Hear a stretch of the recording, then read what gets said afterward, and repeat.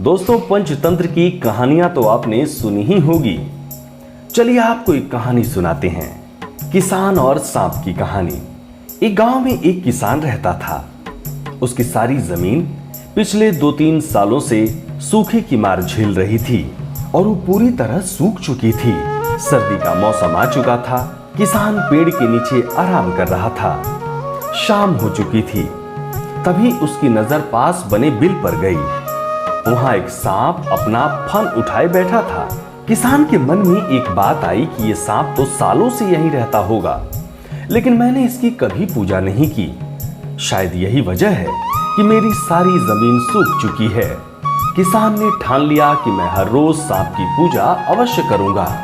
किसान एक कटोरी में दूध ले आया और बिल के पास रखकर कहने लगा, हे नागराज, मुझे नहीं पता था कि आप यहाँ रहते हैं, इसलिए मैंने कभी आपकी पूजा नहीं की। मुझे क्षमा करें, अब से मैं रोज आपकी पूजा करूंगा। किसान सोने चला गया। सुबह देखा तो उस दूध की कटोरी में कुछ चमक रहा था। पास जाकर किसान ने देखा तो वो सोने का सिक्का था। अब तो ये रोज का सिलसिला हो गया था। किसान रोज सांप को दूध पिलाता और सुबह उसे एक सोने का सिक्का मिलता। एक दिन किसान को किसी काम से दूसरे गांव जाना पड़ा, तो उसने अपने बेटे को रोज सांप को दूध पिलाने को कहा। किसान के बेटे ने वैसा ही किया। अगली सुबह उसे भी सोने का सिक्का मिला।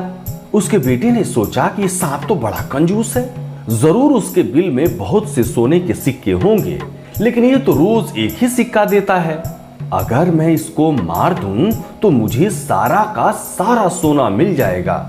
अगली शाम लड़का जब दूध देने गया तो उसने सांप को देखते ही उस पर छड़ी से वार किया, जिससे सांप ने अपना विकराल रूप धारण कर लिया और उसे डस लिया। जख्मी सांप उसके बाद अपने बिल में चला गया। किसान के रिश्तेदारों ने उसके बेटे का अंतिम संस्कार कर दिया। जब किसान लौटा तो उसने अपने बेटे की मृत्यु की खबर से बहुत व्यथित हुआ। उसे सांप पर भी बहुत क्रोध आया, लेकिन सांप ने उसे सारी सच्चाई बताई। तो किसान ने कहा, मुझे पता है कि गलती मेरे बेटे की थी, उसकी तरफ से मैं माफी मांगता हूं। किसान ने उसे दूध दिया और उससे फिर माफी मांगते हुए कहा, कृपया मेरे बेटे को माफ करें। सांप ने कहा, उन लकड़ियों के ढेर को और मेरे सिर को देखो।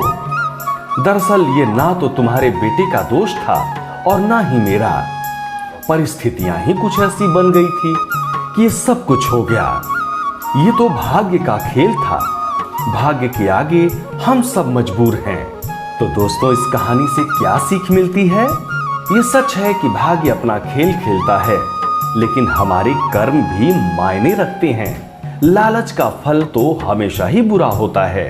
कभी भी लालच में आकर ऐसा काम नहीं करना चाहिए जिससे दूसरों को हानि पहुंचाने की सोचें, वरना तो लेने के देने पड़ सकते हैं, जैसे किसान के बेटे का हुआ।